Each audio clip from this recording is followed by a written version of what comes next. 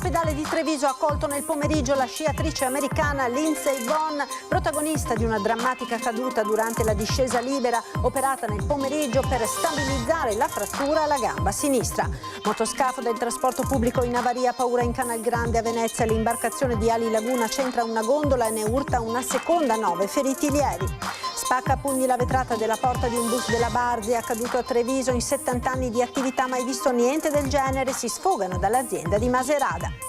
Colpito da un malore mentre era seduto alla sua scrivania, impiegato di banca trevigiano di 61 anni, ritrovato senza vita l'indomani a dare l'allarme ai carabinieri il fratello.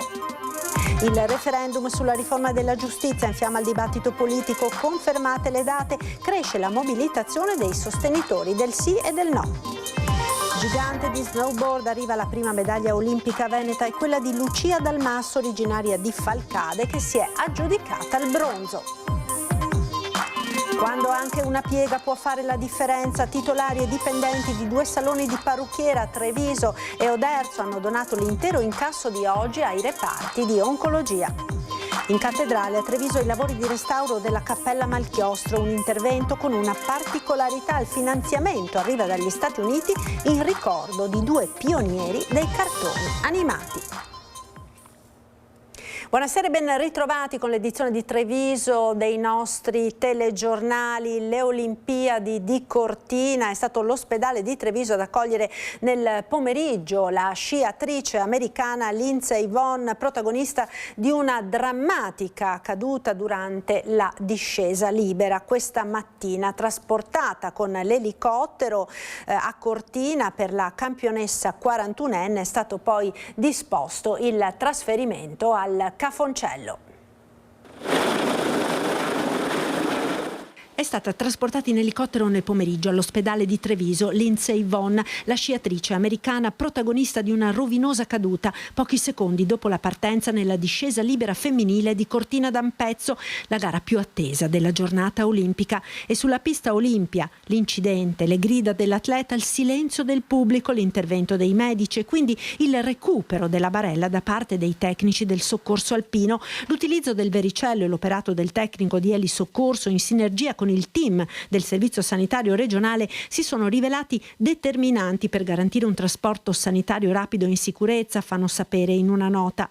Vonn, che alla vigilia dell'appuntamento olimpico aveva rivelato che avrebbe gareggiato con il legamento crociato rotto, è stata visitata pochi minuti dopo all'ospedale di Cortina. Lì, valutata la situazione, la frattura del femore, secondo le prime indiscrezioni, è stato deciso il trasferimento in elisoccorso all'ospedale di Treviso, più attrezzato per traumi complessi. La campionessa 41enne è arrivata nella piazzola della centrale del SUEM 118 quando mancavano pochi minuti alle 16. Protetta da ampi teli, accompagnata da un componente del team statunitense, la barella della sciatrice del Minnesota è stata fatta scendere, spinta fino all'ambulanza che l'ha poi accompagnata in reparto, dove è stata presa in carico da un'equipe multidisciplinare e sottoposta ad un intervento chirurgico ortopedico di stabilizzazione della frattura riportata alla gamba sinistra. Andiamo ora a Venezia in una giornata di particolare afflusso di turisti per il Carnevale. Si sono vissuti questa mattina attimi di paura in Canal Grande con una imbarcazione di Ali Laguna che ha centrato una gondola e ne ha urtato una seconda. Ben 9 le persone che sono finite al pronto soccorso. Oddio, lo prende! Oddio, nell'acqua è andato! Poteva essere una tragedia a causa di un'avaria. Un motoscafo Ali Laguna intorno alle 11:30 ha urtato 2 gondole in Canal Grande a Venezia. Una gondola è stata presa in pieno, l'altra per fortuna solo parzialmente. Il motoscafo stava effettuando servizio di linea arancio che collega il centro storico all'aeroporto Marco Polo di Tessera. Il bilancio dell'incidente parla di 9 persone coinvolte che sono state visitate al pronto soccorso dell'ospedale dei Santi Giovanni e Paolo per pochi traumi di modesta entità, tutti codici bianchi o verdi. Stava per arrivare da fermata di Ali Laguna, ha colpito la gondola qua, poi ha colpito anche un'altra gondola dopo il ponte di Rialto. Un po' di paura, sono tutti alzati a piedi, questo è una cosa che non ho mai visto in 5 anni che sono a Venezia. L'impatto è avvenuto tra il mezzo piccolo e 2 gondole che erano nello stazio in riva del Vin, praticamente di fronte alla sede del municipio di Ca' Farsetti. Dopo aver colpito le 2 gondole, il motoscafo, ingovernabile per un'avaria presumibilmente ai comandi, ha terminato la sua corsa contro l'approdo del fondaco dei tedeschi a pochi passi dal ponte di Rialto. È stato un panico, si sono alzati tutti a guardare che è successo, poi che stava succedendo comunque. E poi sembrava un film horror in quel momento, sembrava un film, invece era una cosa vera comunque. Però per fortuna, ripeto, non ci sono stati comunque i feriti, quello sono salvati per un pelo comunque. Le 4 persone finite in acqua sono state immediatamente recuperate e sono state accolte negli alberghi e nei ristoranti del posto, dove hanno potuto asciugarsi, fare una doccia, cambiarsi. Si tratta di turisti peruviani. Sul posto la polizia locale, vigili del fuoco e personale del SUEM. Sono stati anche 2 signori che erano nel gondola, abbiamo aiutati, abbiamo offerti anche sedere dentro qua con 2 coperte, un po' di acqua. Dopo una prima assistenza negli alberghi e nei ristoranti da parte del personale del SUEM, i turisti e uno dei 2 gondolieri a bordo di 2 idroambulanze sono stati trasportati al pronto soccorso per accertamenti, in particolare per valutare che non vi fossero conseguenze di ipotermia per l'improvviso bagno gelido in laguna. Il pilota di Ali Laguna invece è stato accompagnato al pronto soccorso dalla polizia locale. Tutti gli accertamenti hanno escluso gravi conseguenze. La cronaca da Treviso: spacca a pugni la vetrata della porta di un bus della Barzi. L'ennesimo episodio di violenza è accaduto ieri pomeriggio sul PUT. Ancora violenza su un bus. L'ennesimo episodio è accaduto su un mezzo della Barzi in servizio sulla linea 170 Saletto-Treviso. Sono quasi le 14 quando un giovane, che si saprà essere un 20enne marocchino, sale sull'autobus senza biglietto. Comincia ad inveire quando l'autista glielo fa notare. Arrivati a Treviso, il passeggero abusivo suona il campanello per scendere a San Tommaso quando ormai la fermata è già passata. Il 20enne si inalbera, vuole smontare a tutti i costi. L'autista dice che può farlo scendere alla fermata successiva, che è poco più avanti.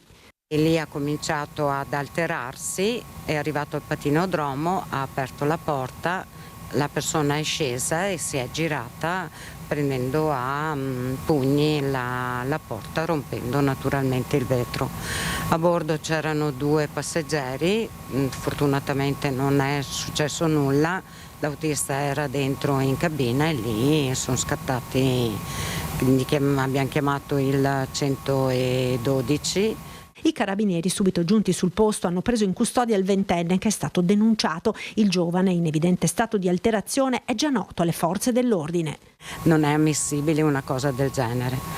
40 anni che sono in azienda, sono nata in azienda perché è un'azienda a carattere familiare, quindi siamo già oltre i 70 anni che facciamo questo lavoro, ma mai ho visto un degrado così, a livelli così.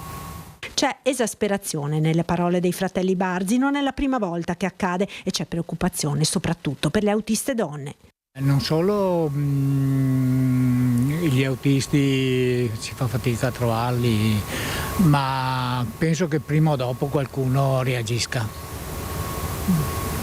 perché non è possibile andare avanti così. Specialmente negli ultimi 3-4 anni è cambiato totalmente. Non abbiamo mai avuto problemi di questo genere, 70 anni sulle linee, sul TPL, mai avuti. Qualche caso così, ma si risolveva, ma adesso è normalità. Adesso è normalità. Domani, intanto, per i controllori della MOM arriveranno le bodycam su tutte le linee urbane ed extraurbane, un dispositivo di sicurezza che va ad aggiungersi al panic button sui mezzi, alle cabine di protezione, alle telecamere a bordo, dispositivi impensabili fino a qualche anno fa, a testimonianza di quanto grave sia diventata la situazione. A proposito di dispositivi per tutelare l'incolumità del personale, anche l'ULSS 2 ha deciso di raddoppiare la dotazione dei braccialetti antiaggressione per i propri operatori, da 120 a 240 braccialetti in funzione sia per l'anno in corso sia per il 2027, mentre le aggressioni nei confronti dei sanitari, soprattutto nei pronti soccorso, continuano ad aumentare di numero. L'azienda sanitaria ha deciso di rinforzare l'uso di un presidio che, introdotto nel nell'ottobre dell'anno scorso sta effettivamente funzionando come deterrente. È stato quindi deciso di noleggiarne il doppio e chiedere alla polizia di poterli collegare direttamente alla loro centrale operativa. Tra i presidi in cui saranno utilizzati servizi per le dipendenze, centri di salute mentale, aree psichiatriche e consultori. Colpito da un malore mentre era seduto alla sua scrivania al terzo piano della filiale della Banca Intesa San Paolo di via Indipendenza a Treviso e trovato proprio lì l'indomani privo di vita. È morto così un 61enne trevigiano, Giovanni Graziotto, dipendente dell'istituto bancario, che venerdì sera si era attardato in ufficio.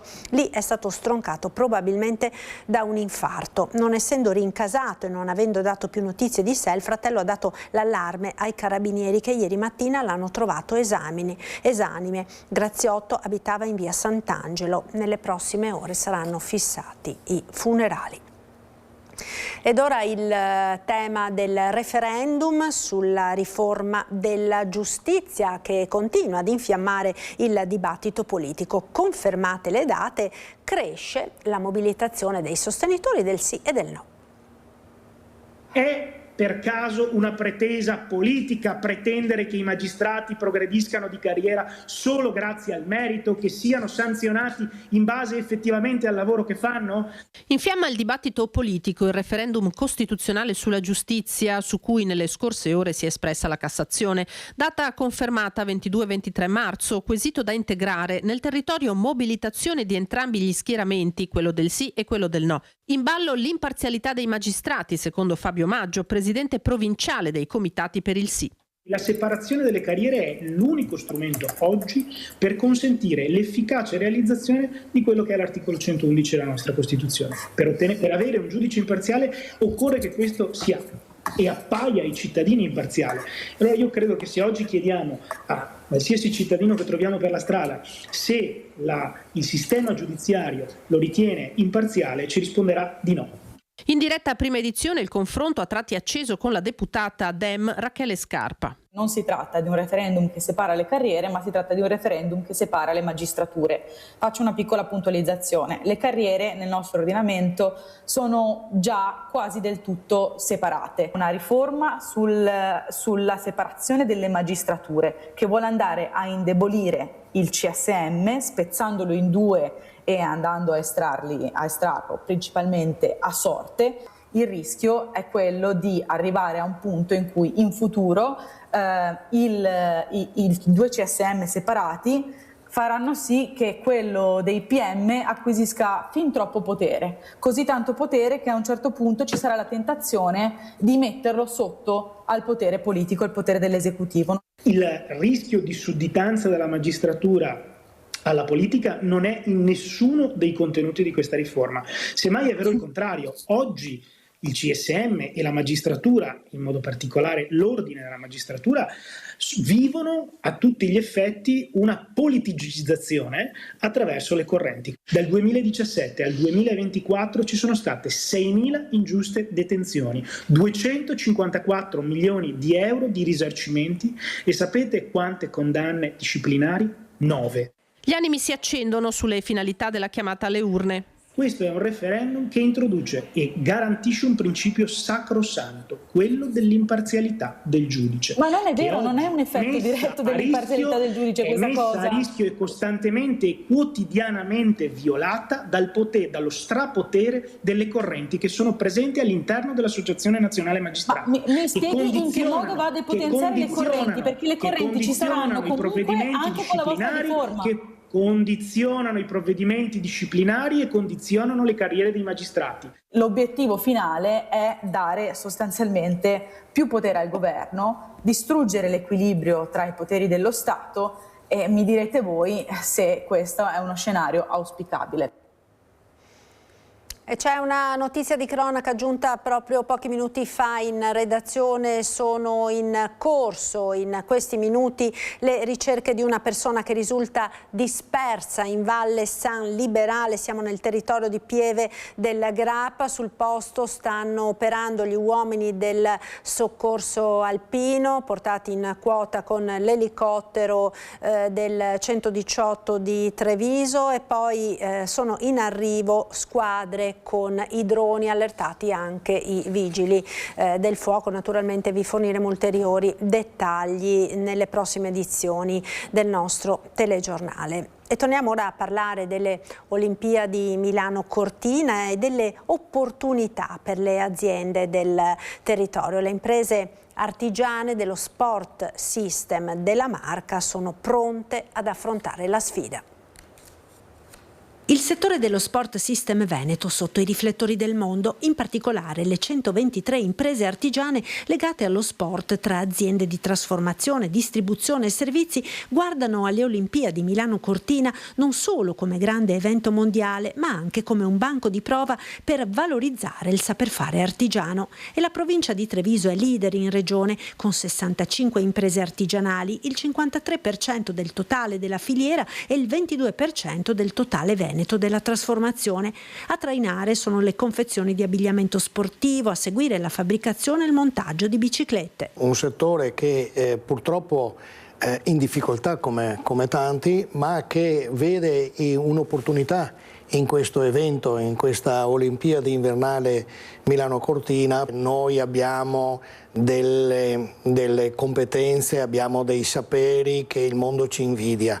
Quindi benvengano queste occasioni qua, benvenga Milano Cortina, e cerchiamo di sfruttare al massimo, visto che abbiamo gli occhi del mondo puntati, per farci conoscere. La sfida è fare sistema valorizzando l'abilità artigiana e sfruttando la visibilità olimpica come volano per far conoscere al mondo i prodotti del territorio. E la sfida non è delle più semplici per l'intero sistema veneto, come sottolinea il presidente della Camera di Commercio Treviso Belluno.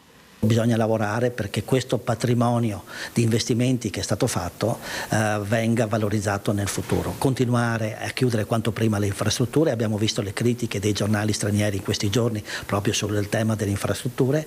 Bisogna lavorare molto sull'accoglienza, sulla professionalità, perché non è detto che tutto questo porti a risultati. Abbiamo visto cosa è successo in Piemonte con le Olimpiadi invernali di 20 anni fa.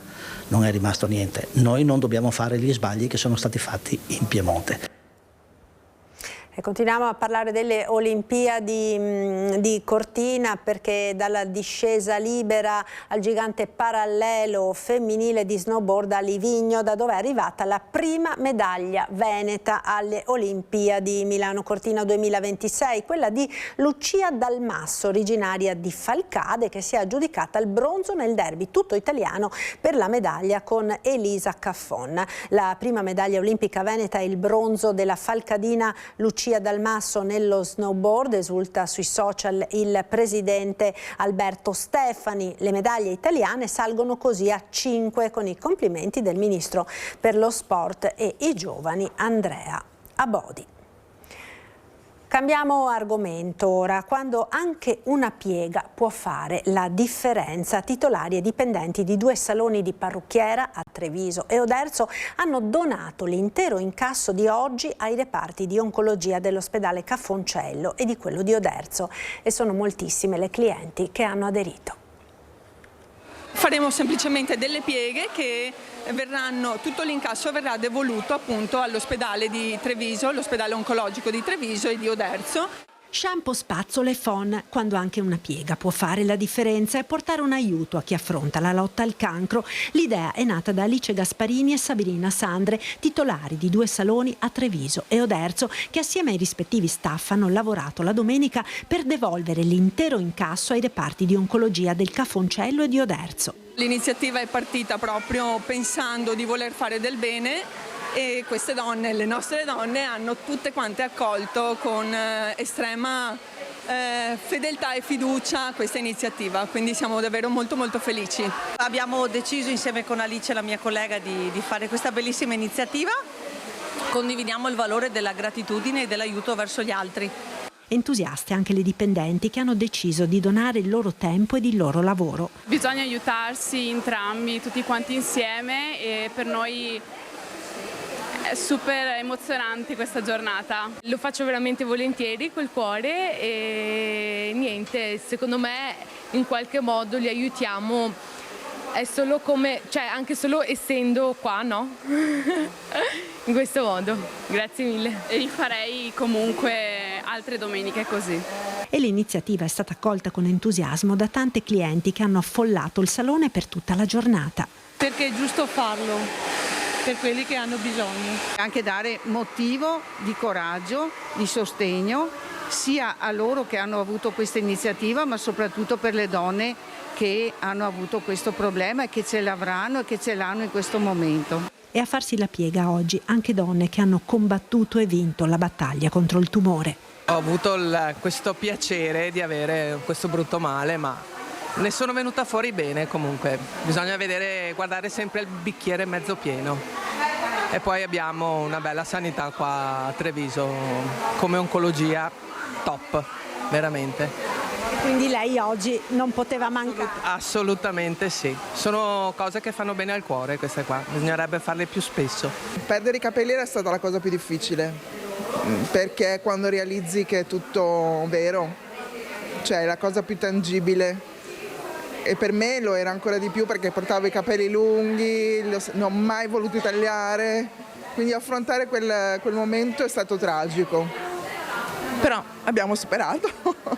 Adesso i capelli sono lunghi di nuovo. Ci sono di nuovo. Sì. Dai, quindi non posso dire che cose positive, l'iniziativa è fantastica.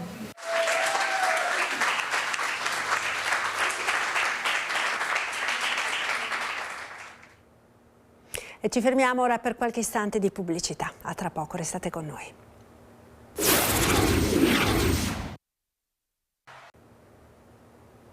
Edizione di Treviso dei nostri telegiornali, rieccoci in diretta. È stato aperto un nuovo sportello presso l'ULSS 2 per il trattamento dell'acufene, problema che può avere ripercussioni anche chirurgiche o psicologiche.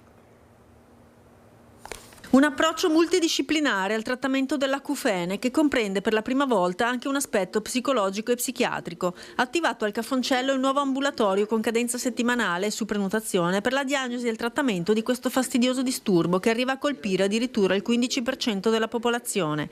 Si parte da un questionario che stabilirà il grado del problema. Sono 5 gradi, è un questionario che valuta una scala emozionale, una scala sull'impatto di vita e su quanto poi questo disturbo, che significa fischi, rumori, ticchetti, frusci nell'orecchio, altera la vita del paziente. Sono 5 gradi, dal grado 1 al grado 2 sono gradi lievi, grado 3 e grado 4 sono gradi medio-gravi che richiedono una terapia e un supporto talvolta anche chirurgico, laddove serve per le cure delle patologie dell'orecchio. Nel grado 5 il paziente ha un grave disagio di ordine ansioso-depressivo e su cui chiediamo la collaborazione della dottoressa Tozzini. Quando il problema si fa acuto, il paziente non solo può iniziare a soffrire di insonnia, ma anche di disturbi depressivi, trattati con terapia farmacologica o psicoterapica. I pazienti che mi vengono inviati sono i pazienti più gravi, che hanno al test che svolge l'otorino un punteggio superiore a 5.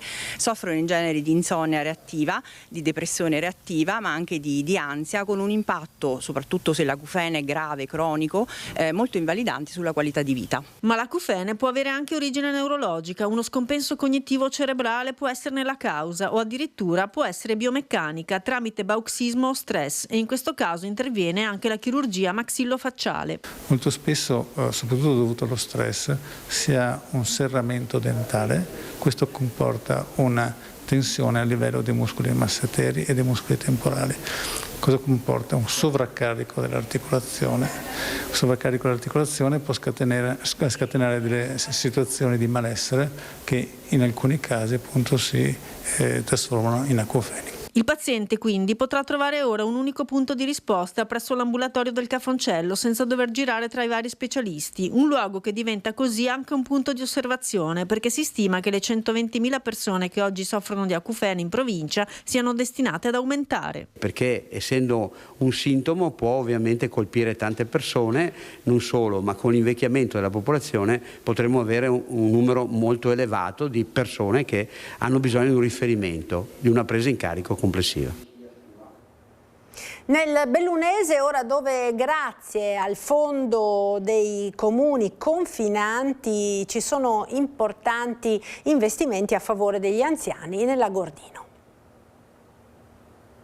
Il Fondo Comuni Confinanti ha finanziato con 2,5 milioni di euro un importante intervento di adeguamento, miglioramento e sviluppo della RSA di Agordo, gestita dall'azienda speciale consortile Agordina.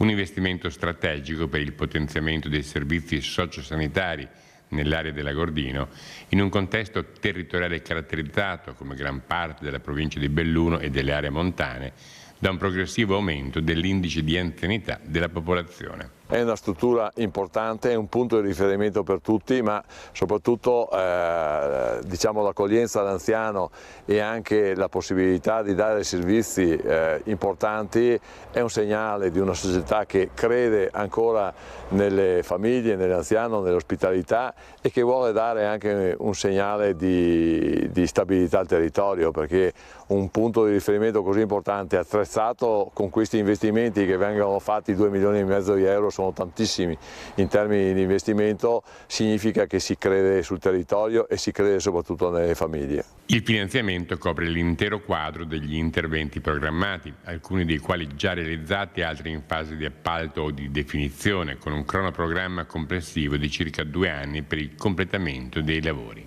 Sono già conclusi gli interventi di adeguamento alla normativa antincendio, mentre il progetto prevede anche il miglioramento sismico della struttura e soprattutto la realizzazione di un nuovo centro diurno per anziani non autosufficienti, che potrà accogliere una quindicina di ospiti, ampliando in modo significativo l'offerta di servizi sul territorio.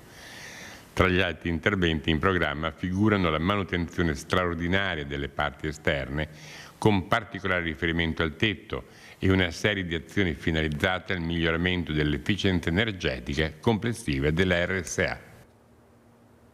In cattedrale a Treviso dureranno diversi mesi i lavori di restauro della cappella Malchiostro, che seguono quelli che hanno riportato all'antica bellezza la famosa pala dell'Annunciazione di Tiziano Vecellio. Un intervento con una particolarità: il finanziamento arriva dagli Stati Uniti in ricordo di 2 pionieri dei cartoni animati. Anche i cartoni animati possono far del bene al nostro patrimonio storico e artistico, e nello specifico per il restauro della cappella Malchiostro della cattedrale di Treviso. A sottolinearlo nel corso della presentazione dei lavori il direttore dell'Ufficio diocesano per l'arte sacra Don Paolo Barbisan, che ha raccontato al sindaco Mario Conte come, attraverso la donazione di 300.000 euro dell'associazione americana Save Venice, ci sia stato il generoso contributo del mecenate americano Arnold Bernstein, in onore di William Hanna e Joseph Barbera, pionieri dei cartoni animati come lo storico Bracobaldo Show e i Flintstones, solo per citare i più famosi. Il progetto di restauro, denominato Pordenone Luce Nuova, si concentra sugli affreschi e sulle pareti della cappella di Giovanni Antonio De Sacchis, detto appunto il Pordenone. Il sostegno economico di Save Venice continua quindi dopo quello di 4 anni fa per il restauro della pala dell'Annunciazione di Tiziano che domina la cappella Malchiostro e che ora si trova ad Ancona da un paio di settimane, ospite della Pinacoteca Civica Podesti, per preservarla dai lavori del cantiere e per assicurarne la fruibilità. In cambio la città di Ancona ha prestato, a sua volta, sempre del Tiziano, la Vergine col Bambino a Pieve di Cadore, per l'allestimento della mostra Tiziano e il paesaggio, nell'ambito dell'Olimpiade Culturale di Milano Cortina 2026. Un circolo virtuoso tra 3 comunità ma di respiro mondiale, è stato sottolineato in conclusione dell'incontro, a dimostrazione che, grazie all'arte, il mondo può essere senza confini. Presentata la 4ª edizione di Landscape, rassegna di musica e teatro promossa dalla Fondazione Benetton.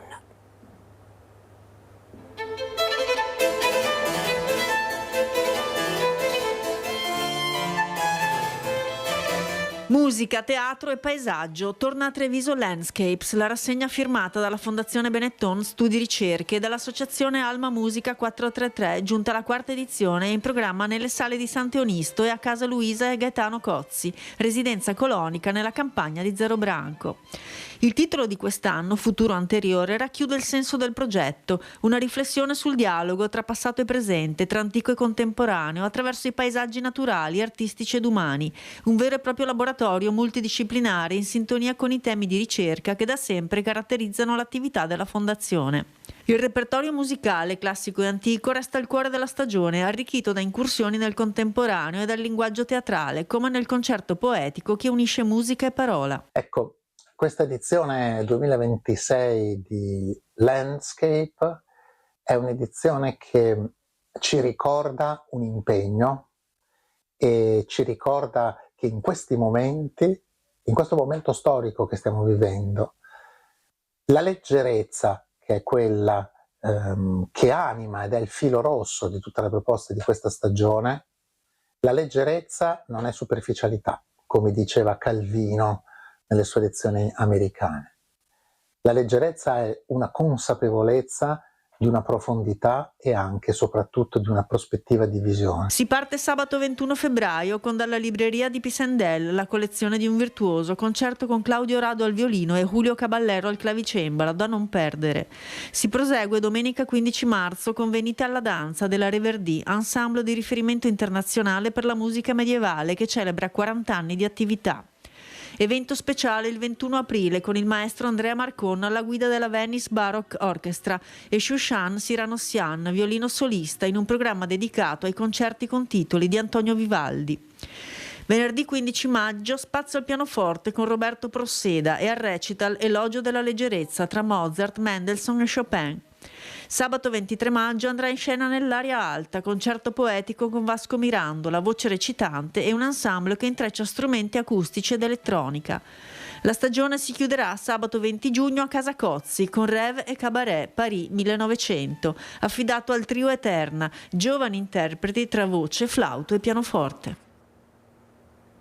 La cronaca dà conto ogni giorno di episodi legati agli stupefacenti che nel tempo sono cambiati come tipologia e metodo di assunzione.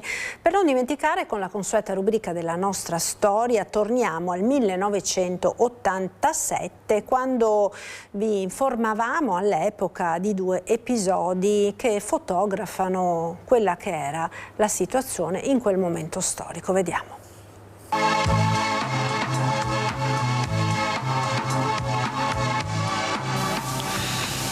Cresce l'angoscia derivante dal problema droga. Questa notte poco c'è mancato che un giovane di Preganziol rimanesse ucciso dopo essersi iniettato nelle vene una dose di eroina.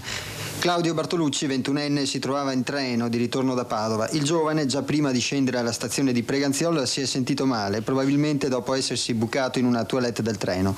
Qualcuno lo ha accompagnato nella sala d'attesa. Le sue condizioni sono apparse subito gravi e verso l'1 giungeva al pronto soccorso dell'ospedale Cafoncello, in stato comatoso. Coma da occhiacei, parla il referto medico, coma da oppio e dei suoi derivati. Fortunatamente l'appuntamento con la morte è stato solo mancato. Il giovane nel pomeriggio è riuscito a riprendersi scampando al pericolo.